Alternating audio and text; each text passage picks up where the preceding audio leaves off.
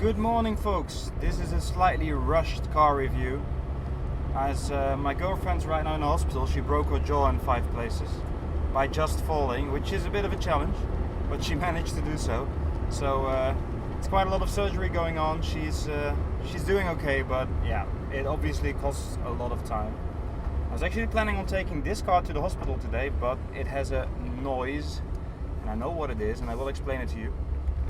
But I don't want to drive it there, not because it's dangerous, but because I look like a complete idiot driving it when I take corners to the right. So I bought this car from my friends Nicky and Pablo, who just bought it because they needed a car. And this is the perfect example of a car here in the Netherlands, because you see these Altos everywhere. And they have been on the road since the late 70s, I believe, or early 80s here. And they've gone through various different models, obviously. This is a 2002 model. Actually, it's the 1995 or 6 model, but this car's from 2002. This is the year when a new facelift came, which makes this one dirt cheap. They bought it for 500 euros, I bought it for 400, not because I'm an ass, but because they actually didn't check how old the timing belt was, and there was no way of figuring it out. But we do know it did at least 80,000 kilometers. And was at least 5 years old. Well, there's a 100,000 kilometer or 5-year interval, so I had to have it replaced. It actually has been replaced by now. And the only other problem the car has is that there's a brake drum, the right rear brake drum. I think is that's a tongue twister. The right rear brake drum is rusty. You can hear it now.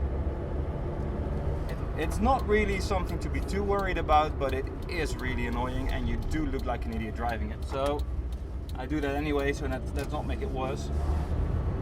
Other than that, the car's actually fine. There's a few little things like some tears in the upholstery. You hear? If I pull the handbrake, it gets louder, so it's most definitely the rear brakes, and people are looking at me like, oh my god, dude, your car's toast. No, it's not, it's fine.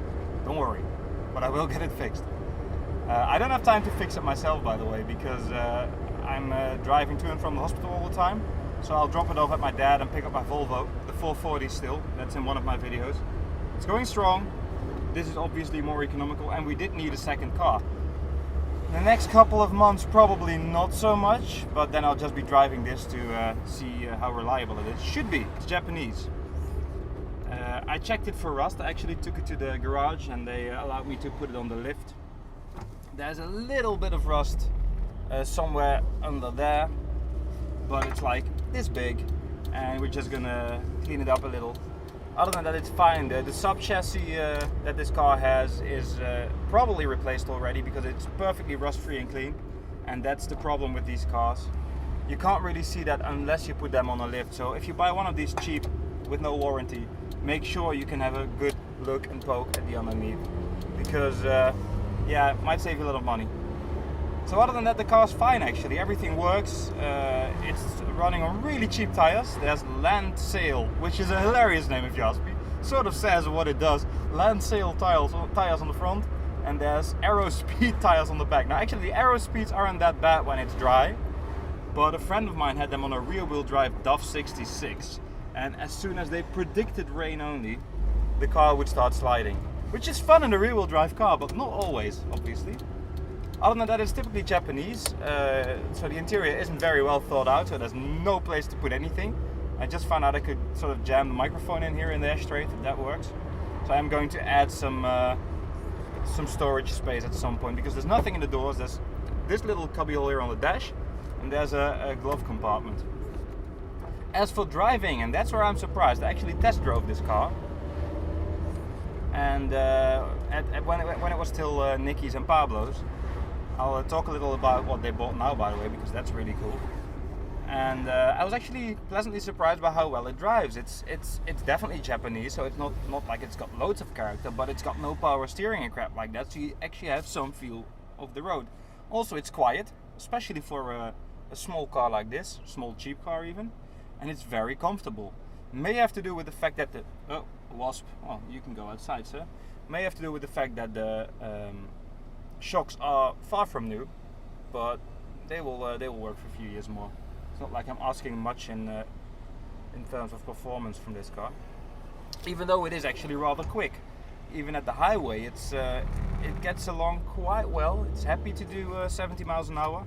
Does it comfortably, relatively quietly, and also very steadily. It's not a nervous car at all. So I am pleasantly surprised by this little Alto when it comes to driving. It's by no means made by a company that makes race cars, and you can tell it's not like a Renault Twingo, which actually corners like a dream. But it's definitely a pleasant car to drive, and it's surprisingly sophisticated.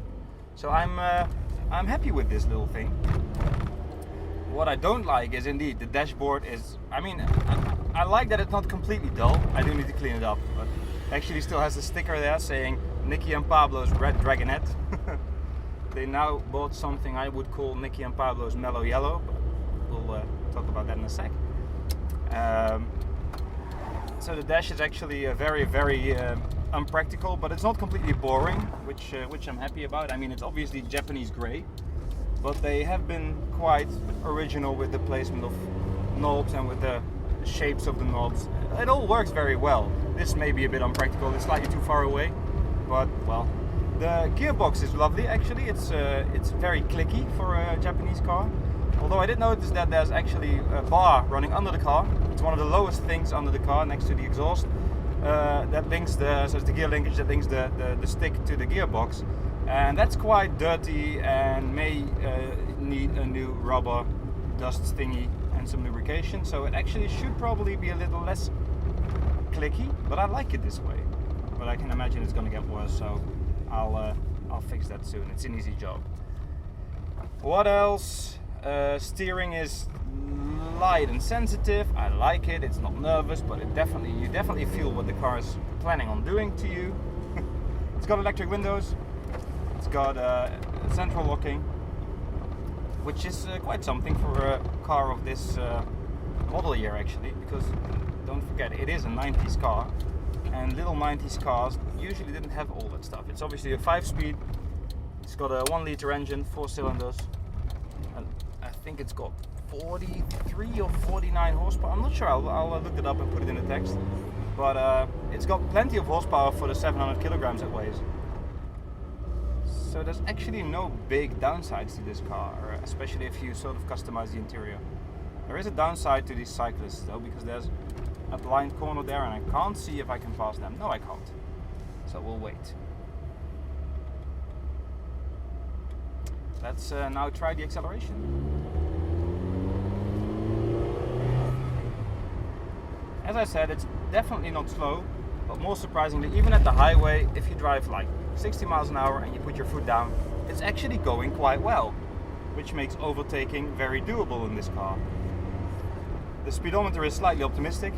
When it says 140, you're actually doing 130 kilometers an hour, which is the legal speed limit in this country. It does it well, but it's obviously asking a bit much. So I usually do like 120, 125 on the clock, which feels fine.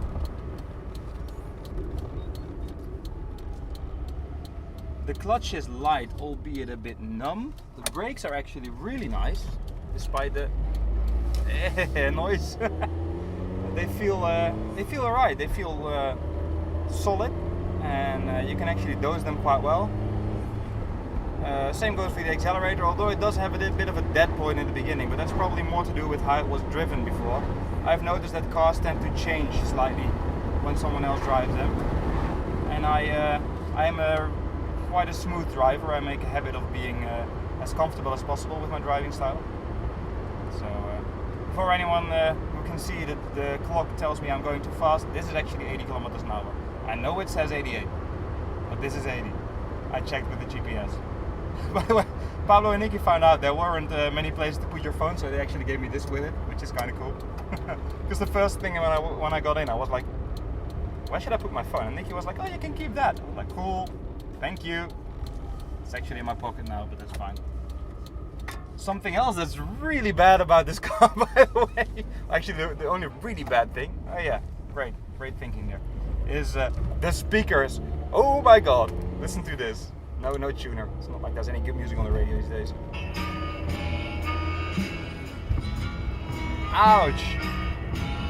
And trust me, I am an audiophile. I did my best to set it up as good as possible, but it's actually really that bad. You don't want to know the, yeah, you do want to know the settings. Like the highs are completely down, the mids are slightly down, the bass is neutral. Then there's the loudness, which is on at the lowest setting, and I did like a high pass filter, so it only lets through the high tones. Anything above below 63 hertz is gone, because it will just be distortion. So yeah, it's pretty horrible. But there's a radio. I got a radio that plays MP3 CDs with it, so that's cool. And I'll put in some better speakers. I think they're, I don't know, 3 or 4 inches, 3 or 5 inches. I mean, they're quite small. Although the speaker thingies in the door seem to be bigger than that. But you actually have to take the whole door panel off, so I will do that later. Whee! Again, not a slow car. Not for the kind of car, at least. I think the 0 to 100 is like 13 seconds, but it does it in a very nice way somehow. So Nicky and Pablo bought something else, and they bought a 1974 Opel in England. That would be Vauxhall. In Australia, that would be Holden Ascona, which would be Cavalier in the other countries. It's a brilliant car. It's bright yellow. It's got a few dents, quite bad ones, but it was dirt cheap and it's not rusty.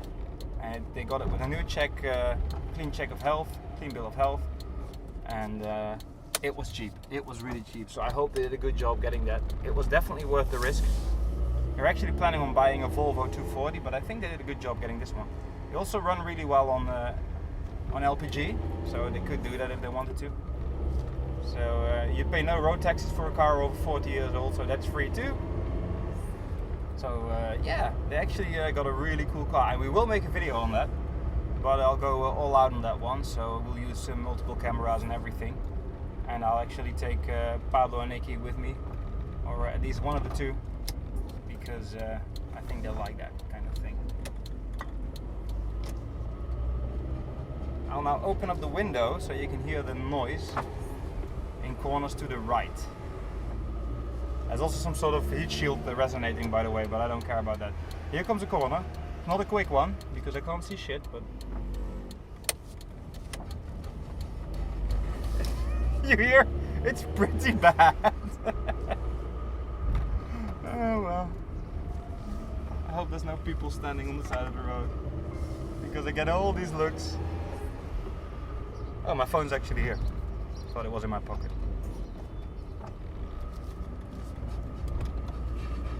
If you pull the handbrake, it gets much louder, so yeah. Definitely rear right. There's my dad.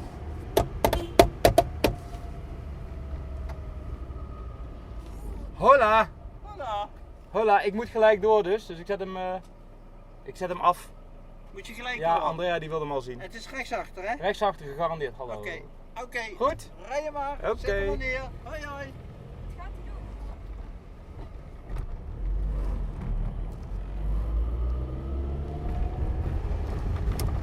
So there you go. He's gonna have a look at it.